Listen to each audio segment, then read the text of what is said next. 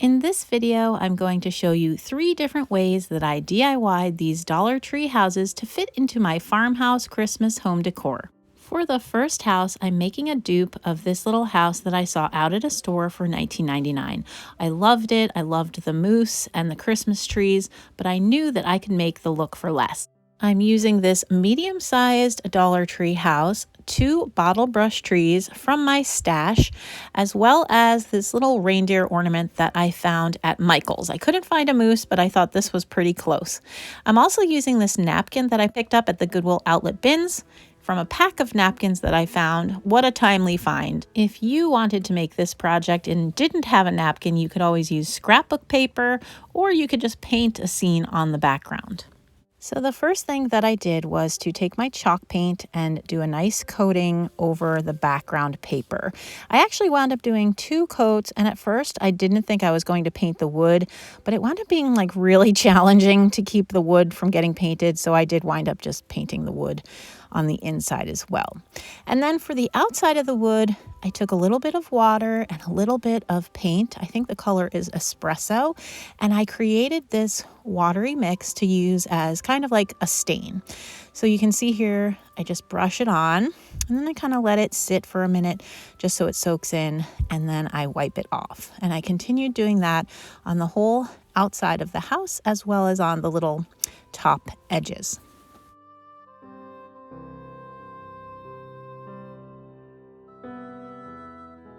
Then I set the house aside to dry, and I took my little reindeer and I took the little hanger, it was a twine hanger, off, and then I used that same paint water mix to stain my little reindeer.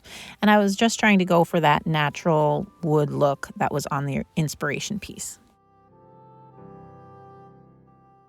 Then once my house was dry, it was time to decoupage a piece of the napkin onto the back to use as the background scene.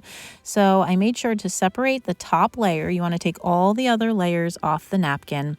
And then I just cut a piece to fit into my square. Now, there are very exact ways of decoupaging napkins. That is not what I'm doing here. I knew it was going to be challenging because I had to fit it into this box essentially. So I decided not to do a full-on square. I just kind of cut around the trees, and that just made it easier to kind of fit it and not have to be so exact. And then you'll see later on, I actually came back with a little bit of paint and used paint on the edge just to kind of blend the napkin in with the background paint. And then I used my paintbrush to put a nice even layer of Mod Podge, and then I just laid the napkin down on top of it. And you can see I use a little bit of the Mod Podge on my finger to kind of get into the corners and the crevices. And you can carefully pull it up if you don't like where it goes down. You can also use a little bit of water to keep it more movable. So I actually had gone and gotten a cup of water, and I was just kind of dipping my fingers because you want to keep your fingers wet so that the napkin doesn't start to stick to them. But you can see here, I was just kind of adjusting it. And if you work really carefully, you can kind of pull it up and then place it down again. And then I took my paintbrush and more Mod Podge and just put it down on top of the napkin. And then I used my X-Acto knife to kind of trim away the excess. I did wind up ripping my napkin a little bit, but you'll see here that's okay because I just cut a piece of the napkin that was left and used a little extra Mod Podge and just put it on top of where the tear had happened, and then you couldn't tell at all. So I really wanted to have one tree that was shorter than the other, but I only had trees that were the same height. So you can see here, all I did, I took the base off of the bottle brush tree, and then I just cut part of the tree away. Right there, you see I pull it off. And then I just reattached the base of the tree with my hot glue. So if you don't have a tree that you like the size of, you can just make one yourself. And it worked out just fine.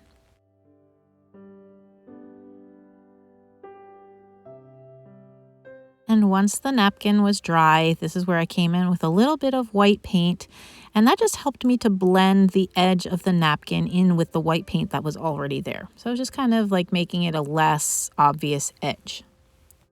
I wanted my bottle brush trees to have a little extra snow on them, so I just took a little bit of chalk paint and dabbed it onto the tips of the bottle brush tree branches.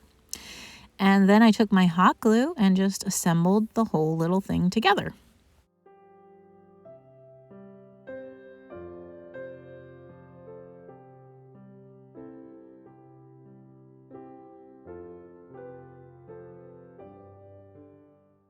And I think I've mentioned in other videos, I do kind of like a cabin theme in my family room with a lot of the red and black buffalo plaid. So I just wanted to add a little ribbon to the top, give it a little pop of red, and it would just tie in nicely to my room. So this is some Dollar Tree ribbon. I think I got this year. They've also had it in previous years. And I just tied a simple bow and glued it to the top of the house. And here's what house number 1 looked like all finished. Here it is on my mantle. I'm not sure where it'll go yet, but definitely in this cabiny room somewhere. And I think it's going to look great with all the decor in here. I'm super excited to use it. I estimate the cost to make my version is about $4.50, depending on what you have in your stash. For house number 2, I'm using this slightly taller Dollar Tree house. And then these wreaths that I found at the dollar spot at Target and some more of my chalk paint. There's my puppy. She was very curious about what was happening. And for this one, I went ahead and painted the entire house white. I think I wound up giving it 2 coats of chalk paint, and I did paint the back on this one. I then decided to use some Dollar Tree letters that I had in my stash and some paper that I also had in my stash. You can get that paper at Michael's. It looks like boards. I love it. It's good paper to keep in your stash, especially if you like farmhouse decor. So I pulled out one of the wreaths, and then I found letters to spell the word home, and I just wanted to make sure that this was going to fit in my house, and it definitely did. So I wanted to have a pop of red. Obviously, you could paint these black if you prefer, but I really wanted this to be a pop of red in my decor. So I painted my letters red.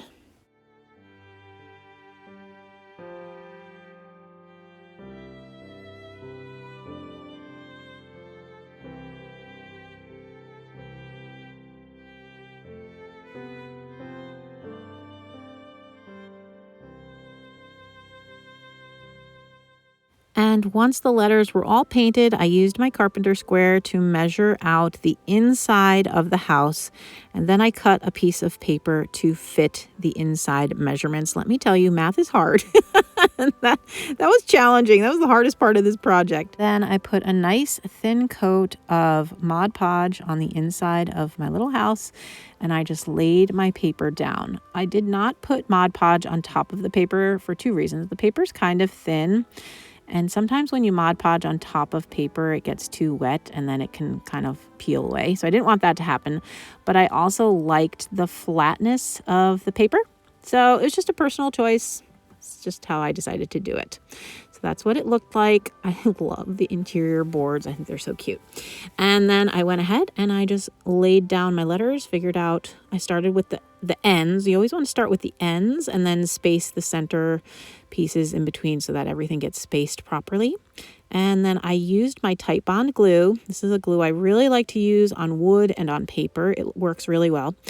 And I went ahead and glued my letters down with the Titebond glue. I did use hot glue on the wreath.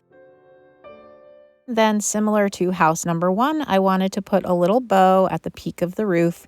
This is also a Dollar Tree ribbon. I can't remember if I got it this year or last, but it has little red trucks on it. Super cute.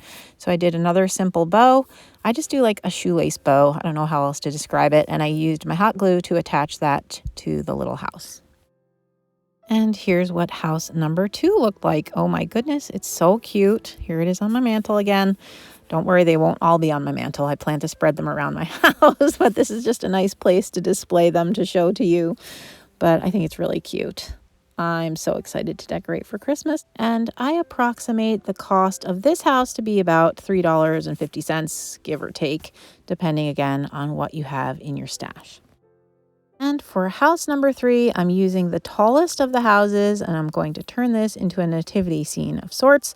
I'm using some Spanish moss and some of the Jenga blocks, and then some wooden beads in different sizes from my stash. I also pulled some twine from my stash and some Dollar Tree burlap ribbon in a few different colors, and then paint. So here I'm just trimming down one of the Jenga blocks. Of course, you got to do this very carefully. It's going to be the baby Jesus, so I needed it to be shorter than Mary and Joseph. And then I went ahead and used the same chalk paint and again did 2 coats of white chalk paint. And this one I did like the first house where I just painted the inside of the box. And then I used some of that paint as well to dry brush. So just a little coating of paint, not a full coating. You can still kind of see the wood grain onto one of the Jenga blocks. This is going to be Mary. And because the beads have holes in the tops of them, I didn't want Mary and Joseph and Jesus to have holes in the tops of their heads. So I covered the tops of the beads with some of the burlap ribbon. So I have Mary's head, you'll see later, gets covered with that greenish burlap, and Joseph gets like a shepherd's covering on his head. So here I'm just using some of my brown paint, and I'm doing a dry brush technique again on the body of Joseph. And then I glued Joseph's head on as well. I used hot glue to attach all of the wooden pieces together. Hot glue works really well for this application. And then I used the burlap ribbon as the head covering for Mary and used hot glue to attach that to her body. Got to be real careful. I did burn myself. I wound up taking out my little pink finger cover thing, but not soon enough. So here I'm just making Joseph's little shepherd covering, again using hot glue, super hot, be careful. There's my pink finger thing. And I used a little piece of twine. I was going back to the days of doing like Christmas pageants at church, like how they tie ropes around the boys' heads, and that's the shepherd covering. So that's what I kind of was basing this on. I don't know if that's what shepherds actually wore, but that's what they always wear in the plays at church. So I figured it was okay. I did not cover Jesus's head. It's a tiny bead and the hole was not as obvious as it was for the larger ones. Then I took my twine and I just tied them together. This is supposed to kind of look like their arms. So you want it to kind of be at a height where it looks like they're holding the baby Jesus. So I was just kind of playing around with it to get it to the right position. And then I just tied a little bow, and there's my little family. Oh my goodness, I think it's so cute. And then I used the same stain water, paint water mix to do the stain technique that I did on house 1. And I used my Titebond glue to glue the Spanish moss to the top of the roof. And then I did actually use some hot glue on the edges. So the Titebond glue is good for the broad areas, but then to really attach the edges, I used some hot glue, and then I just cut away the excess just to make it look nice and neat for the top of my barn. And prior to filming, I had printed out on my computer "For unto us a child is born," and I just cut that to fit inside my house. And then I used Mod Podge to glue it in. Now, if I could go back, I might use glue stick instead, because the paper did get a little bit wavy on the bottom for some reason. So I don't know, just it doesn't really show up, because once you glue in the Holy Family, it doesn't show up at all. So anyway, here's my little family, my nativity scene. I think this turned out so cute. I'm not sure where this one will go, but I absolutely love it. And I estimate the cost of this one to be also about $4, depending on if you have the Jenga blocks and some beads that you can use. And that's all that I have for you today. I hope this gives you some good ideas on how you can use Dollar Tree houses in your home decor for Christmas. And I made 3 houses for under $13. I'd say that's pretty good. Until my next video, thanks for watching.